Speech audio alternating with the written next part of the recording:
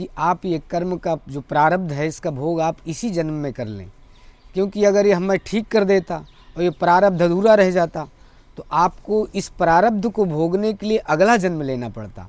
भजन करने का मतलब ये नहीं है कि दुख ना आवे, दुख तो आता ही।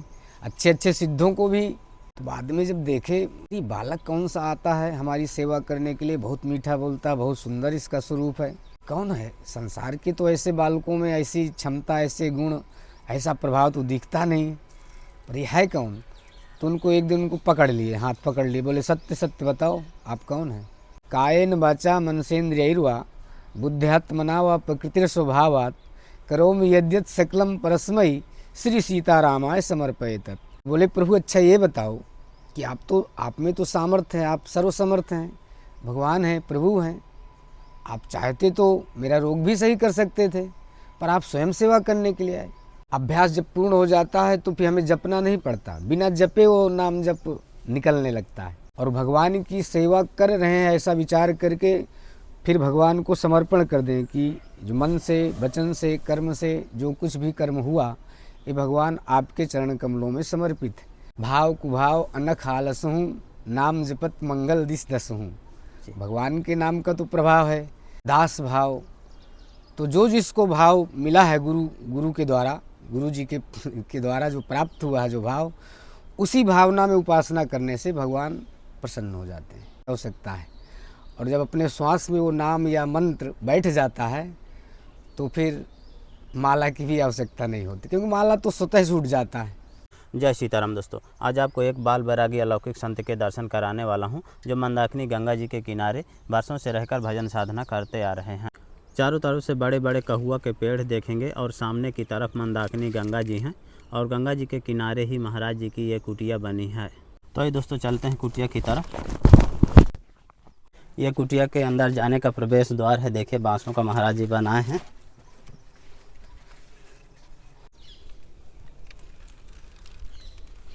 ये आश्रम परिसर है और कुटिया में प्रवेश करते ही देखिए हरे भरे पेड़ पौधे देखने को मिलते हैं। यहाँ पर महाराज जी आंवला, अमरूद, आम, कटहर और नींबू कई तरह के पेड़ पौधे लगाए हुए हैं और महाराज जी अपनी कुटिया में ही बैठे हुए हैं।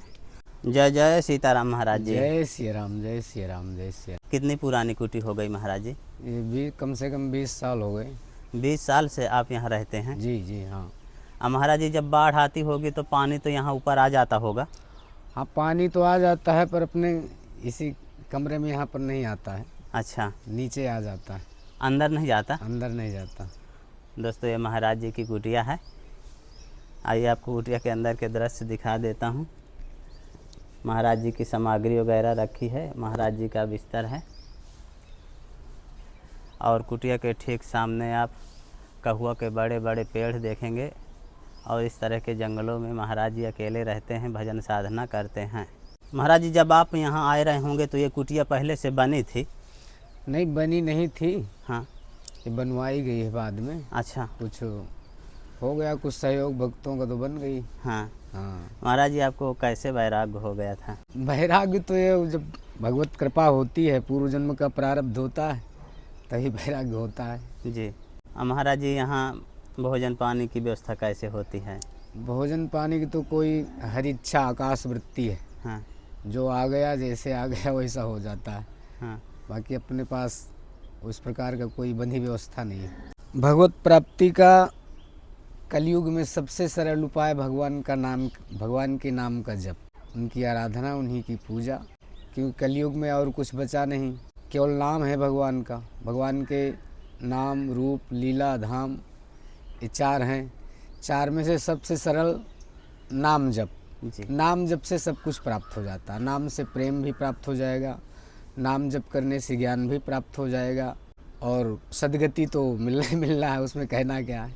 तो कलयुग में सबसे बड़ा साधन, सबसे सरल साधन और सबसे सुलभ साधन राम नाम ही है। कलयुग केवल नाम आधारा, सुमिर सुमिर नर उतरहि पारा। नाम इतना सरल है महाराज जी? नाम देखने में सरल है, पर जब उसका जप किया जाता है, जीवन में उसका चरित्र का ढाला जाता है अपने ऊपर, तो उसका कर्म कठिन है। कठिन का मतलब जब से गुरु दीक्षा मिलती है और मिलने के बाद फिर उसको आजीवन पर्यंत निर्वाह करना पड़ता है। तो निर्वाह करना कठिन होता है। नाम तो बहुत सरल है, जो निर्वाह कर ले गया उसका बेड़ा पार हो गया। महाराज जी गुरु दीक्षा अनिवार्य रहती है? हाँ, गुरु दीक्षा, क्योंकि गुरु मुख से जब तक नाम नहीं सुना जाता, मंत्र नहीं सुना जाता, तब तक वो फलदायी कम होता है। वैसे नाम तो बिना गुरु के भी सिद्धि प्राप्त हो जाती है, पर गुरु मुख से जो सुना जाता है वो कल्याणकारी होता है।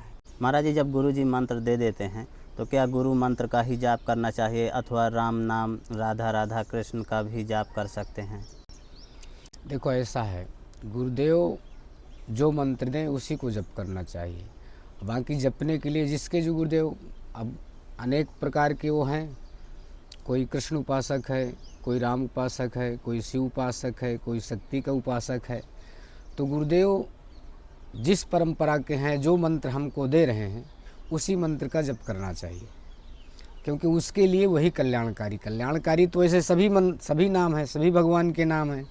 भगवान में भेद नहीं है, रूप अलग अलग होते हैं, कृष्ण रूप में, राम रूप में, यानी देवता अनेक हैं पर तत्व तो एक है। इसलिए जो गुरुदेव अपने को मंत्र दें, दीक्षा दें, उसी मंत्र का जप करना चाहिए। वही जो है शिष्य के लिए कल्याणकारी होता है। अच्छा महाराज जी उसमें माला भी जरूरी रहता है तुलसी जी की? शुरुआत में माला की ज़रूरत होती है, प्रारंभ में, क्योंकि जब तक उसको श्वास में जब तक वो मंत्र नहीं निकलने लगता, चलने लगता, तब तक माला की आवश्यकता है। और जब अपने श्वास में वो नाम या मंत्र बैठ जाता है तो फिर माला की भी आवश्यकता नहीं होती, क्योंकि माला तो स्वतः छूट जाता है। प्रैक्टिस के लिए महाराज जी जरूरी है? प्रैक्टिस के लिए शुरुआत में, प्रारंभ में ज़रूरी होता है। हाँ महाराज जी जब नए साधक भजन साधना करते हैं, गुरु मंत्र का जाप करते हैं, तो ध्यान एकाग्र नहीं होता महाराज जी? ध्यान एकाग्र करने के लिए मंत्र के जब किया जाता है मंत्र का, तो उसी मंत्र के शब्द, मतलब अंदर से जब हम जप करते हैं, बोलते हैं, तो उसको ऐसा करना चाहिए कि उसको मन ही मन उसको सुनना चाहिए जी।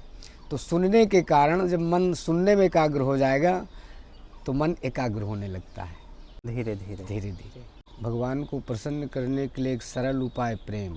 वैसे भगवान किस प्रकार प्रसन्न होते हैं ये कहा नहीं जा सकता, ना जाने किस गुण पर भगवान रीझ जाएं, प्रसन्न हो जाएं। इसलिए अपना कर्तव्य है कि उनसे मन से, सद्भावना से, प्रेम पूर्वक, भगवान को सबसे बढ़िया प्रेम प्रिय है। राम ही केवल प्रेम प्यारा, जान लेहु जो जाननिहारा। जो सबको जानने वाला है, उसको यदि जानना चाहते हैं तो प्रेम से जाना जा सकता है, और वो प्रेम उन्हीं की कृपा से प्राप्त होता है। मोह कपट छल छिद्र न भावा। भगवान कहते हैं न मुझको कपट छल छिद्र ये प्रिय नहीं है, मुझे विद्वता प्रिय नहीं है, मुझे तो सच्चा भाव प्रिय है कि वो मुझको किस भाव से मान रहा है, किस नाते से मान रहा है। तो ही मोहि नाते अनेक मानिए जो भावे। भगवान के नाते तो बहुत हैं, पर उसमें भक्ति के नाते अलग होते हैं, जैसे वात्सल्य भाव, सख्य भाव, दास भाव। तो जो जिसको भाव मिला है गुरु के द्वारा, गुरु जी के द्वारा जो प्राप्त हुआ है जो भाव, उसी भावना में उपासना करने से भगवान प्रसन्न हो जाते हैं। अच्छा महाराज जी जो लोग गुरु दीक्षा नहीं लेते हैं और माला जाप करते रहते हैं, भजन करते हैं, मनमुखी होते हैं, तो फिर क्या उनका भी उद्धार होता है? देखो भगवान का नाम तो ऐसा है कि वो तो कल्याण ही करेगा। कैसा भी नाम जप करो, भाव से करो, सद्भाव से करो, कुभाव से करो। भाव कुभाव अनख आलसहूँ, नाम जपत मंगल दिस दसहूँ। भगवान के नाम का तो प्रभाव है कि उनके नाम का जप किया जाए तो दसों दिशाओं में मंगल ही मंगल होना।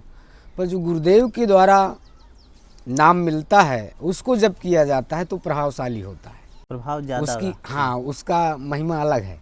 जय सीताराम महाराज जी। जय हो जय हो जय हो। महाराज जी आपकी सेवा में एक रामचरितमानस है। महाराज जी आपकी सेवा में ठाकुर जी का विग्रह है। महाराज जी आपकी सेवा में एक ठाकुर जी का झंडा है। महाराज जी जब आप पूजा पाठ करते हैं तो बैठने के लिए आसन है आपकी सेवा में। ठीक। और महाराज जी आपके लिए थोड़ी राशन सामग्री लाया था। महाराज जी इसमें आपके लिए आटा है, सब्जी है महाराज जी, और इसमें महाराज जी दाल है मूंग की, एक छोटी सी थाली है महाराज जी, और सरसों का तेल, चावल महाराज जी, पूजा पाठ के लिए एक लोटा है महाराज जी आपकी सेवा में। बहुत बहुत सामान ले महाराज जी माचिस और धूप, एक कटोरी महाराज जी ठाकुर जी का भोग लगाने के लिए, और महाराज जी एक मग्घा, और ठाकुर जी के लिए अगरबत्ती, सब्जी, मसाला, और महाराज जी आपकी सेवा में छोटी सी भेंट। सभी लोगों को जो दान दाता हैं, इनको जो दान भिजवाए हैं संतों के लिए, उनके लिए हमारा आशीर्वाद है। भगवान उनको खूब प्रसन्न रखें, खुश रखें, और ऐसी भावना बनी रहे कि साधु संतों की सेवा करते रहें, क्योंकि इस कलयुग में दान ही कल्याणकारी है।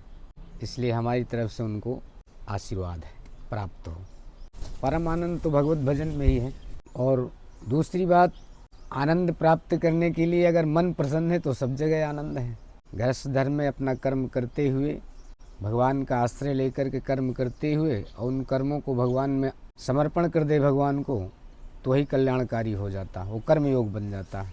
जैसे महाराज जी गृहस्थ कार्य की वजह से जंगल में रह के भजन साधना नहीं कर सकते, तो फिर वो लोग कैसे करें? गृहस्थों के लिए उनको जंगल में जाने की आवश्यकता ही नहीं है। वो तो अपना जो उनको कर्म मिला है उसी कर्म को करें, और भगवान लास्ट में भगवान का समझ करके करें कि ये हम जो कर रहे हैं भगवान की सेवा कर रहे हैं, और भगवान की सेवा कर रहे हैं ऐसा विचार करके फिर भगवान को समर्पण कर दें कि जो मन से, वचन से, कर्म से जो कुछ भी कर्म हुआ ये भगवान आपके चरण कमलों में समर्पित है। ऐसा समर्पण कर देने से वो कर्म भजन बन जाता है। मतलब जो भी करें ठाकुर जी को समर्पित कर बस दें। अपने लिए ना करें, हाँ। अपना समझ करके ना करें कि जो हमें जिम्मेवारी मिली वो जिम्मेवारी हम अपने जिम्मेवारी पूर्वक उसको करें, और करने के बाद वही कर्म भगवान के चरणों में समर्पित कर दें। तो वो समर्पण, फिर वो कर्म जो उसको समर्पण किया जाता है वही समर्पण वाला कर्म भजन बन जाता है। महाराज जी इसमें एक पॉइंट पकड़ में ये आता है कि जैसे चोर हैं, बदमाश हैं, चोरी कर लिए, वो भी अगर भगवान को समर्पित कर दिए तो फिर क्या होगा? नहीं, चोरी नहीं, सत्कर्म। सत्कर्म। भाई कर्म तो सही प्रश्न आप उठाए कि कर्म तो कई प्रकार के होते हैं। चोर भी अपना कर्म कर रहा है, जी। पर उसमें से ये देखना चाहिए कि सत्कर्म होना चाहिए। जो सत्कर्म है उनको समर्पण करना चाहिए, वही कल्याणकारी होते हैं।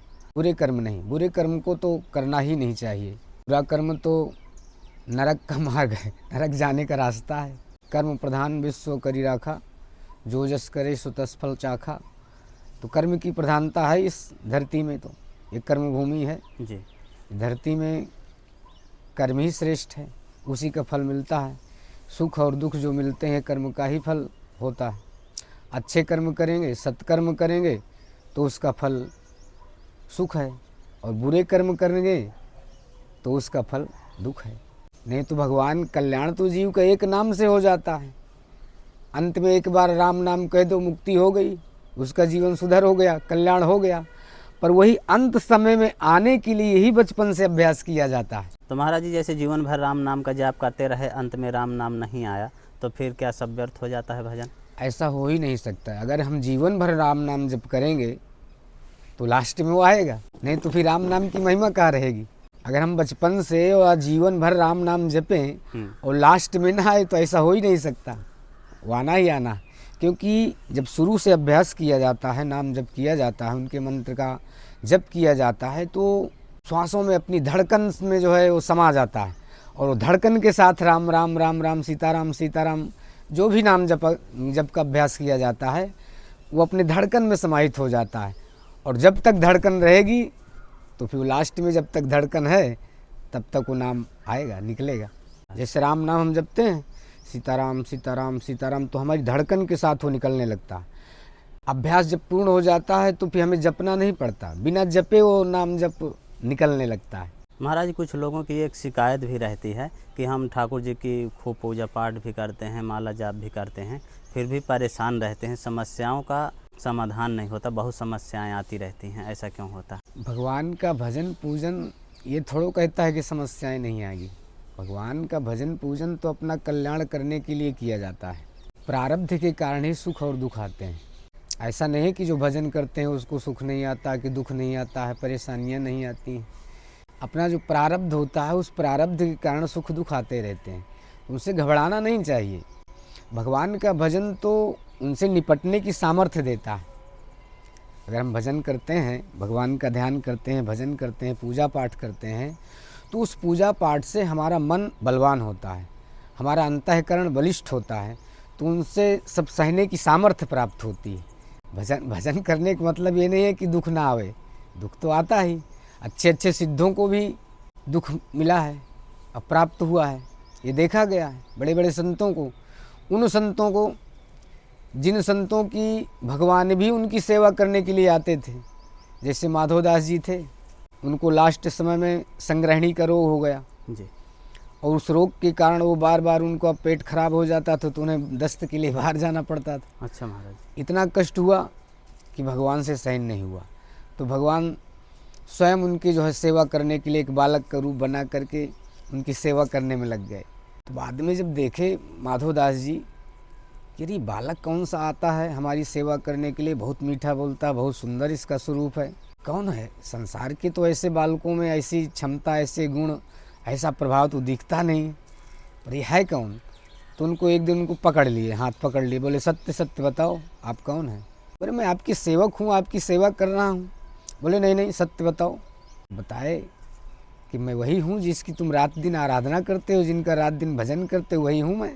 बोले प्रभु मेरे प्रभु हो, मेरे स्वामी हो, और मेरी सेवा करने के लिए आप स्वतः जो परेशान हुए। बोले तो क्या हुआ, तुम्हारे पास और कोई है क्या?